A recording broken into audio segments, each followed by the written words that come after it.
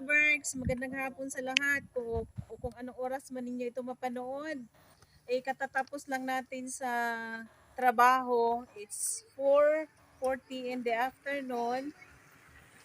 Bibisitahin natin sila Nanay Fortunata, dadala natin ng pagkain, saka groceries. Ito, bigas, at saka groceries. Lika, samahan nyo kami. Stop.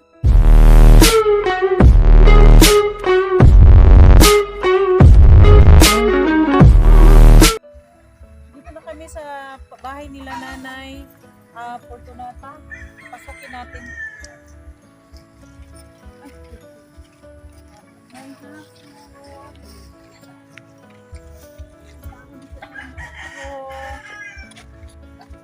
Step.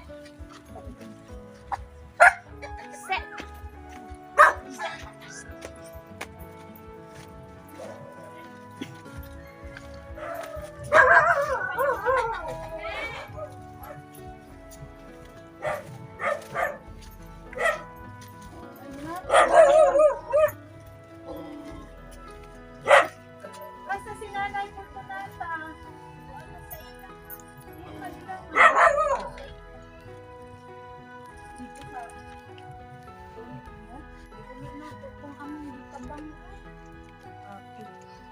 Mga ka-Bears, di na natin dito na datnan si Nanay Fortunata kasi ibinalik na daw sa doon sa dati niyang pinagkunan namin.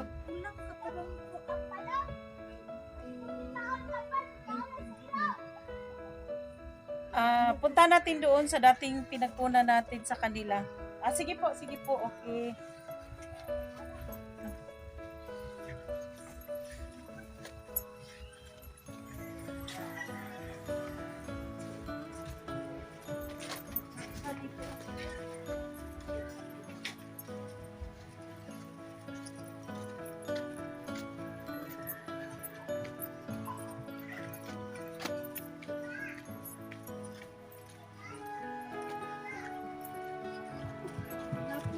Napupod.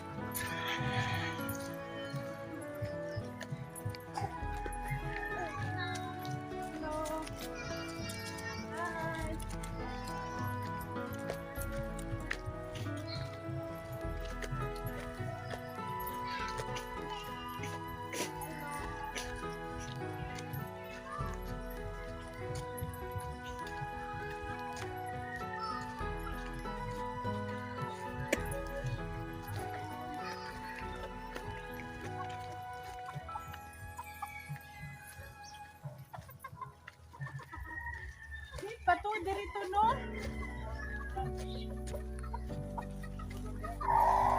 Ibinalik na pala dito. Bakit daw?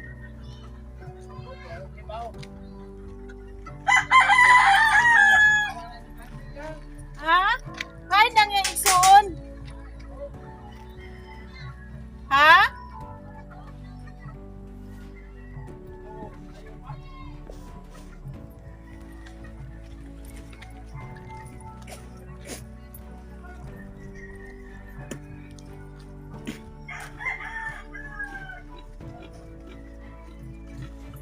Hello mga ka-Berks, binalik si Nanay sa kung saan kinuha. Kasi yung iniwan natin doon na asawa ng pamangkin niya, natatakot dahil nga nung nakaraang linggo, nagkasakit daw si Nanay. Kaya halika, kausapin natin si Nanay Fortunata.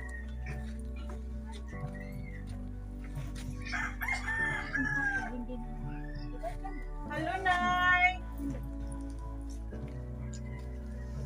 Nay!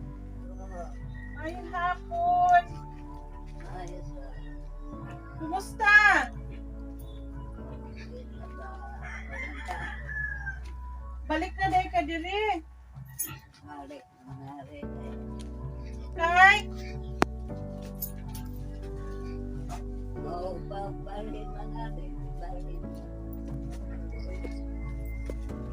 Dali, Nay! Asa man yung igsuon? Lika, tay! So di ko pa alam na binalik pala siya dito, no? Kumusta?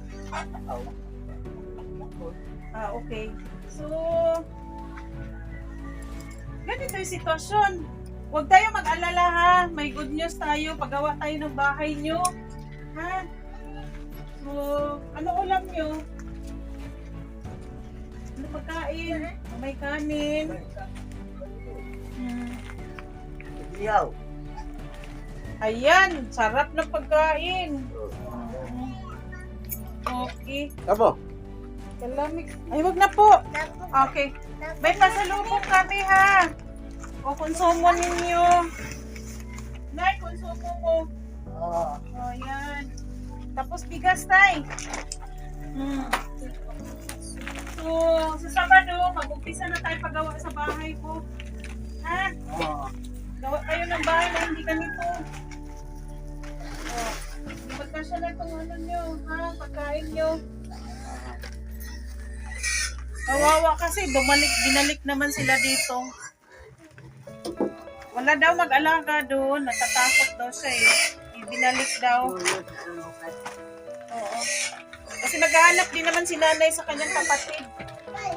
Papaliguan natin ito mga next day. Ha? Maligo ka ugma? Tay, ganito gawin mo ha. Huwag kayo mag-alala sa pagkain. Nagiging busy lang talaga ako. Ha? May pagkain kayo. Pagpisahan natin sa Sabado yung bahay ninyo. Asa mo gusto pagpabaro? Sa din banda? Dito sa atubang lang. Isa man tong yuta dito. Sang manangit ta dito. Oo, humada. Okay. May haligi na daw. Okay. So, ugma, palit na kog lansang. Ha? Then, mangita aming paragaba sa kanang lubi. Paragaba sa lubi, para magabasa na, masugdan ninyong gagbalay. Dili na lang mo diri kay, dili man ninyong yuta, plus, na mga baboy. Bahok yun. Tapos, ayaw pasag di si nanay. Kay mangita man siya sa imo. So, mangita jud ka sa iya, hanay. Mangita din. Dapat dili mo magbuwag di ay. So, kani siya mga dilata.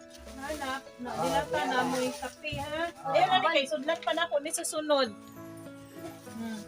Agwanta lang mo sa kaysa Sabado masugod na inyong balay, ha? Mamalit na tag materialis inyong bugas.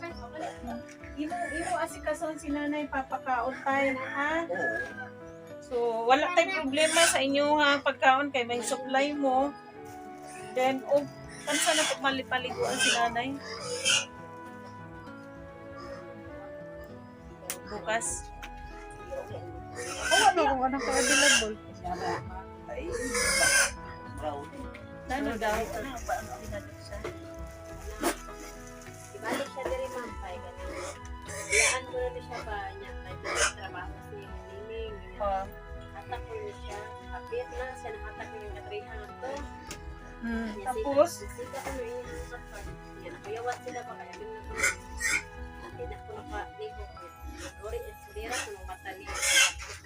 Kayawan niya pa kayo. Pagkahulog.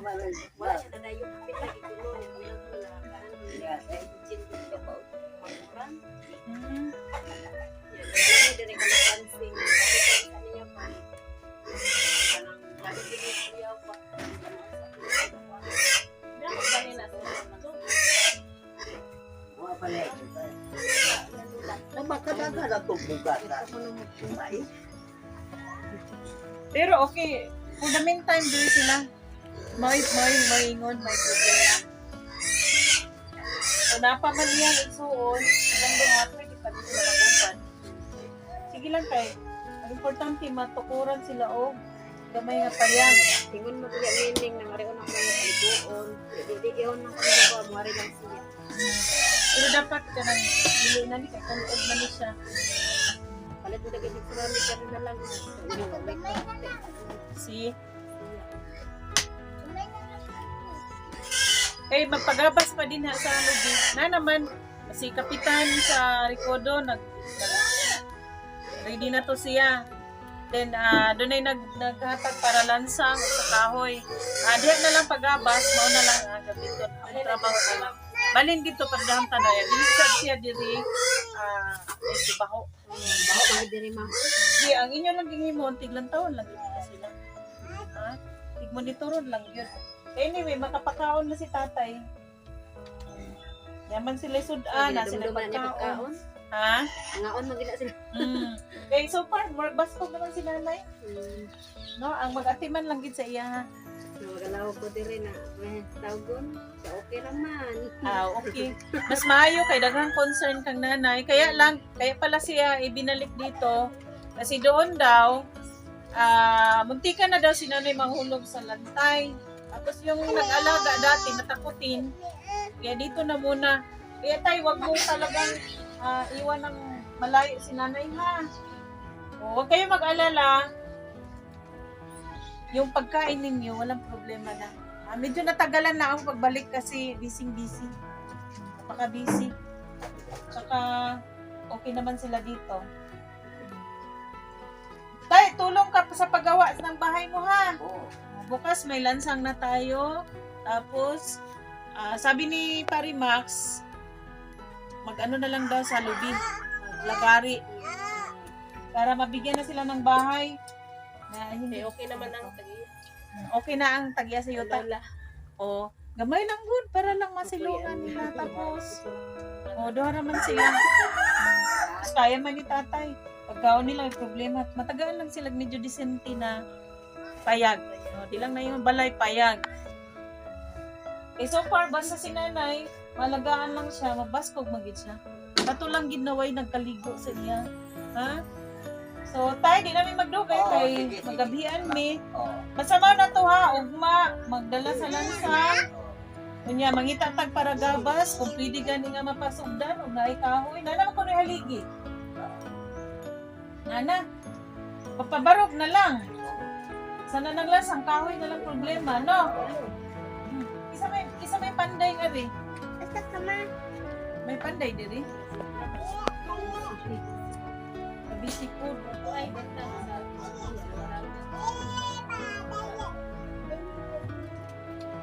so, muntikan dahil kang mahulog na eh.